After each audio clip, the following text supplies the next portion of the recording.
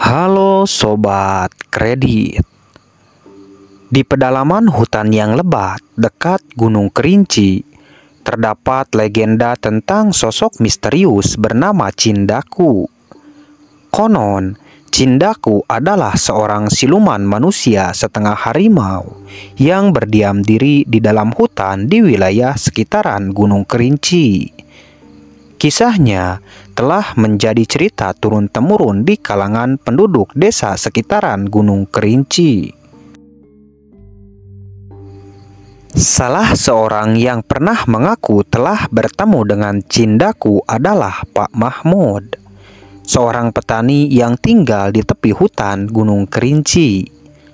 Pada suatu pagi, ketika Pak Mahmud sedang mencari kayu bakar, dia tersesat jauh ke dalam hutan yang penuh dengan pepohonan rimbun dan semak belukar. Saat itu, cuaca sedang mendung.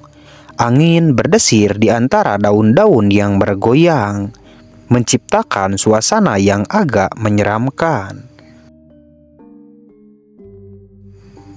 Tiba-tiba, dari balik semak belukar yang lebat, muncullah sosok besar berpostur tegap dengan bulu-bulu keemasan yang mengkilap di bawah sinar matahari yang mulai menembus celah-celah pepohonan.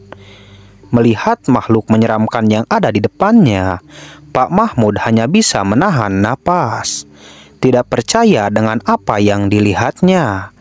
Seorang pria separuh harimau berdiri tegak di hadapannya. Cindaku memiliki wajah yang gagah, dengan mata yang tajam dan tatapan yang penuh kelembutan namun juga penuh dengan keangkeran. Tubuhnya dipenuhi dengan garis-garis hitam seperti belang harimau yang menjalar di bawah bahunya hingga ujung ekornya.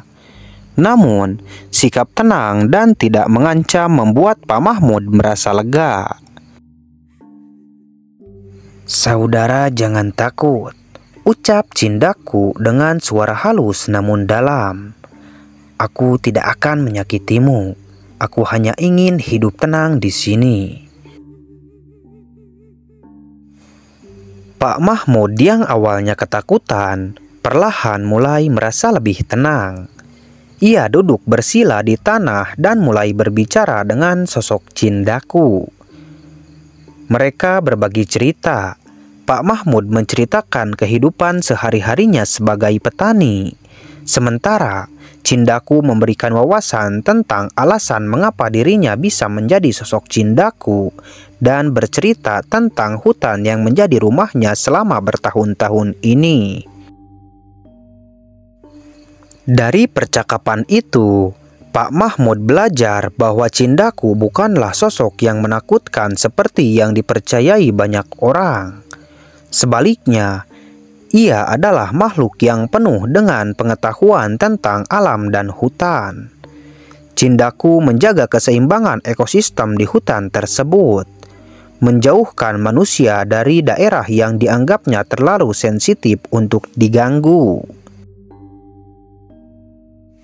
Setelah beberapa jam berbicara, Cindaku mengatakan pada Pak Mahmud bahwa sudah saatnya baginya untuk kembali ke desa. Dengan senyum ramah, Cindaku menghilang ke dalam hutan, meninggalkan Pak Mahmud dengan cerita yang tak terlupakan. Sejak pertemuan itu, Pak Mahmud menjadi lebih bijaksana dan berhati-hati ketika memasuki hutan. Dia berbagi kisahnya kepada tetangga-tetangganya dan mengajak mereka untuk menghormati hutan dan makhluk-makhluk yang tinggal di dalamnya. Legenda tentang Cindaku tetap hidup di desa-desa sekitar Gunung Kerinci, meskipun hanya sedikit orang yang percaya telah melihatnya. Cerita Pak Mahmud menjadi pengingat akan keberadaan makhluk-makhluk mistis yang mungkin saja berbagi dunia dengan manusia. Meskipun di dunia yang terpisah oleh garis halus antara nyata dan mitos.